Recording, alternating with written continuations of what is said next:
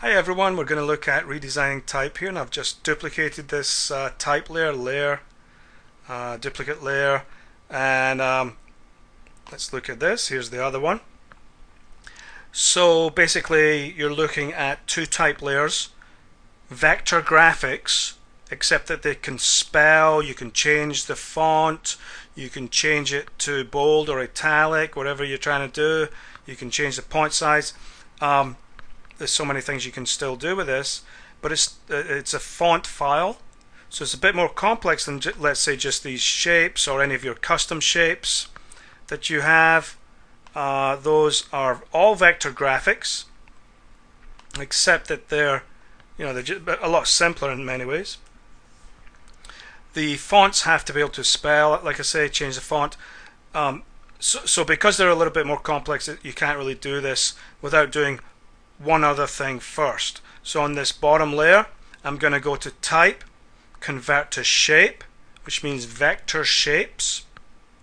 It's not pixels, it's vectors, which have the quality of being able to be made much bigger, and they stay sharp, and they also create smaller file sizes. So if you can use vectors, you use them.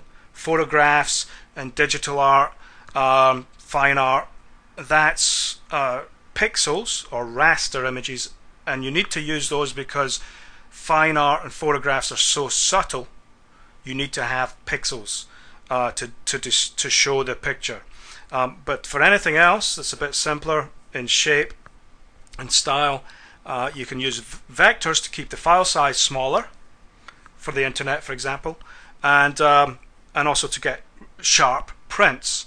The sharpest prints will come from a vector graphics, although everything gets turned into pixels just before printing, but at least the setup is all done with vector graphics. So you're going to change the type file, the font file here, which, like I say, spells and changes the font and all sorts of wonderful things there. You're going to change this to shapes, so convert that to vector shapes.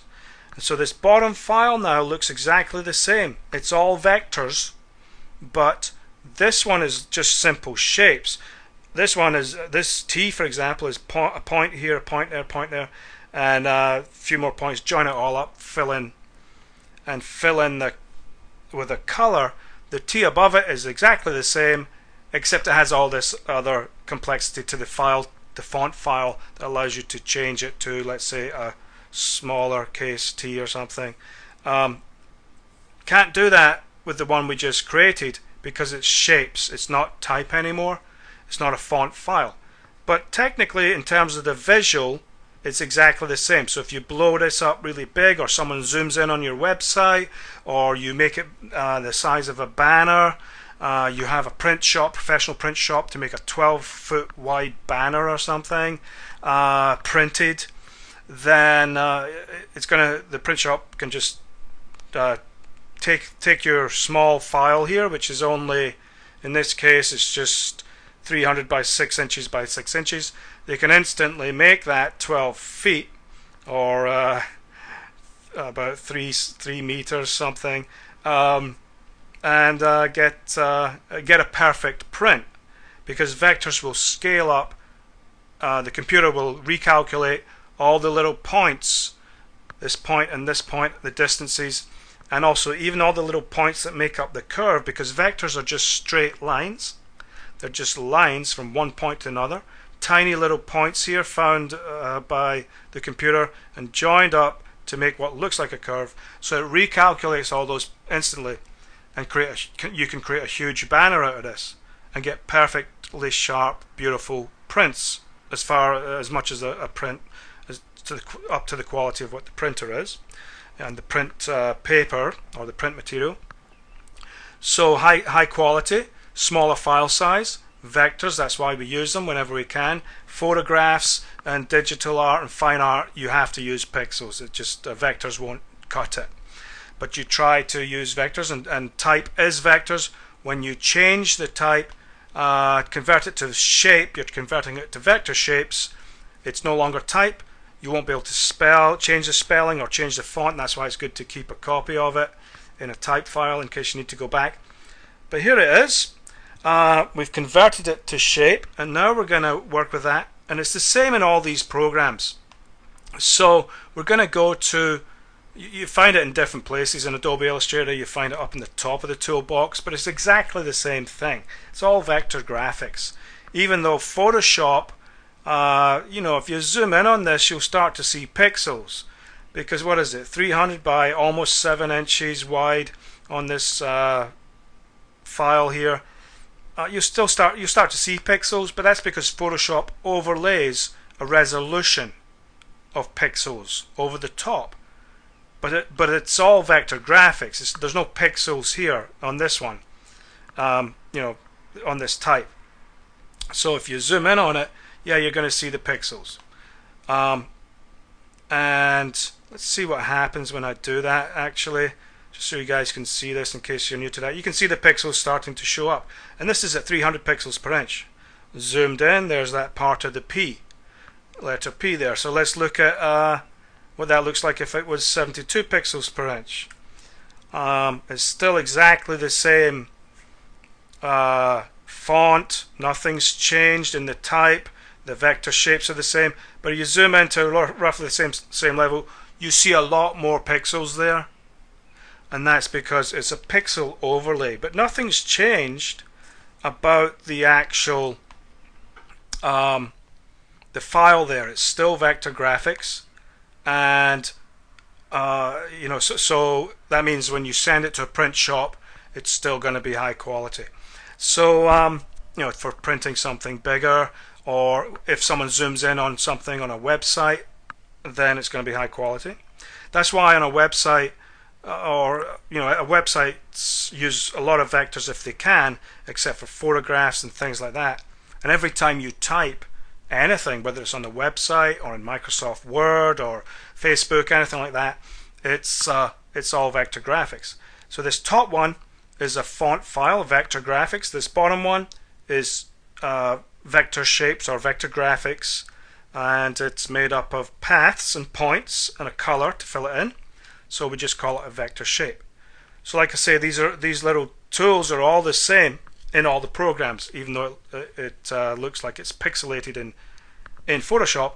It's not. It's vector graphics, so which means there's no pixels used, and that, like I say, is going to be nice and sharp.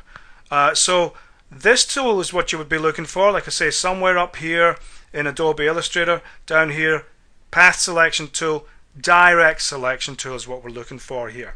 The white arrow.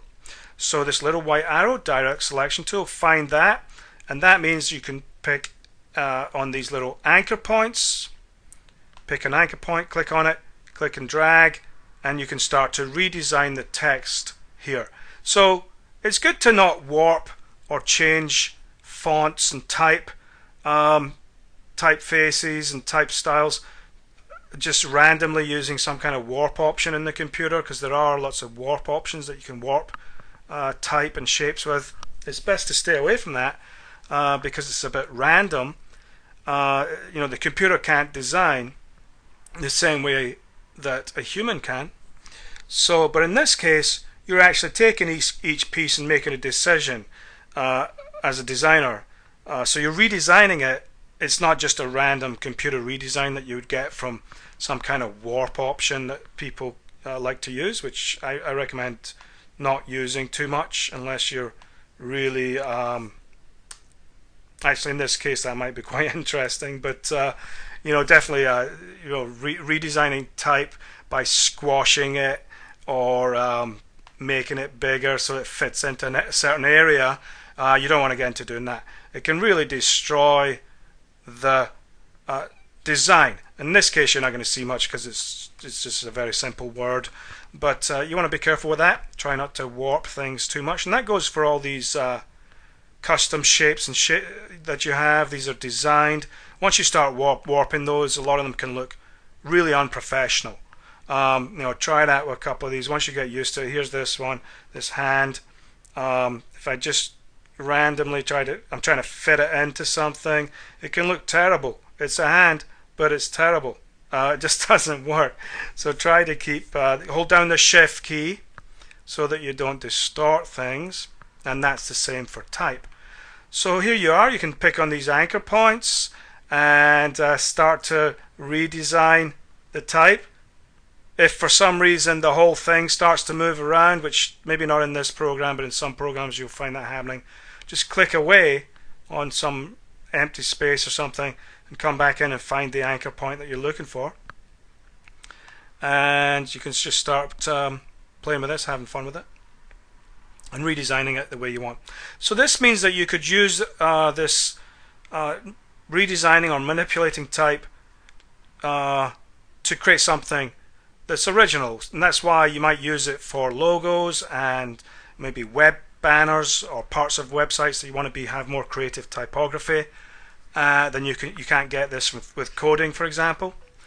So you might use it for that, and also parts of magazine articles, packaging, posters, all sorts of reasons you might start to play with this and create something that's different from the average, font that just comes out. So you're creating something original. That's the point. That means that it's has its own original sense to it. A lot of designers will do this for logos and different parts of websites, creatively designed magazine articles of some sort, whether that's on the web or print, posters and all that kind of thing.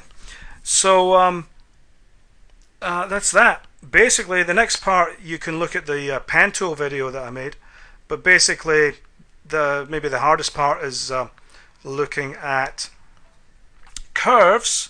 Let's try that. Here's the white direct selection tool, and I'll just grab one of those anchor points. Maybe you pull it out. I'm not sure why you do that, but you can see the little curving handles, and these little handles, they don't show up on anything, but allow you to redesign a curve.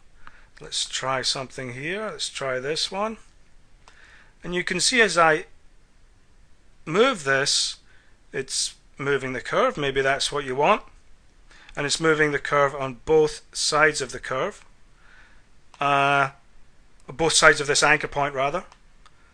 So you can see as I move this around, it moves both of them, and maybe that's what you want. Oftentimes you only want to move one side of that. So here's the anchor point. Maybe you don't want both sides to move, like it moved this one and it curved this one, these curving handles, or Bezier curves as they're called, curving handles.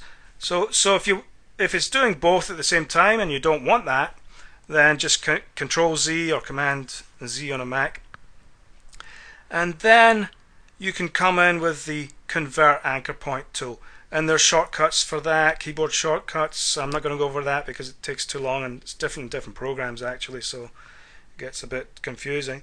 So here's the Convert Anchor Point tool, and now using this Convert Anchor Point tool, you can move the curve independently of the one below it on the other side of the anchor point. So that's a small tip there, but it's good to know. And if you really get stuck, just click it with the Convert Anchor Point tool, drag out the curves, let go, and then move that one independently if that's what you want. Maybe you move that one back into place or something, or just go back in the history. So those are the tools that you'll use for this pretty much. The white direct selection tool and the Convert Anchor Point tool. So yeah, for example, maybe you want a curve instead of a straight line here. Maybe you want a curve, but it doesn't have a curve. It's just two straight lines basically, one on either side of the anchor point. Come in with the Convert Anchor Point tool, which you can find, click and hold on the pen tool to find it, by the way. And now you get two curving lines. Maybe I only want one line to curve, so I'll let go, come in, straighten that one up maybe, curve this one, whatever it is you want to do. So that's it, basically redesigning type. And this is badly designed, but I'll let you guys have fun with it and come up with some fun designs there. So that's the point. I'm basically giving a mood or feeling to your design through the type. And that's a great way for a designer to build up a portfolio with this kind of thing, and show creativity with type. So you're not just using the fonts all the time, for some projects to have in your portfolio where you've manipulated and changed the type. Of course, you could build all this up with the pen tool, and it'd be exactly the same if you were good at it. For example, the T might be pretty easy to make up. The P would be a bit harder, and if you want to know how to do that, use the look at the pen tool video I made. So that you could make your own type using the pen tool, I suppose. But oftentimes designers will simply take a font and give it a redesign so that it becomes something a little bit original. It's not just the standard font that came out of the font files, and you show variety, creativity, and ability in the software when you have that in your portfolio. So that's it, and let me know if you have any questions. Have a great day.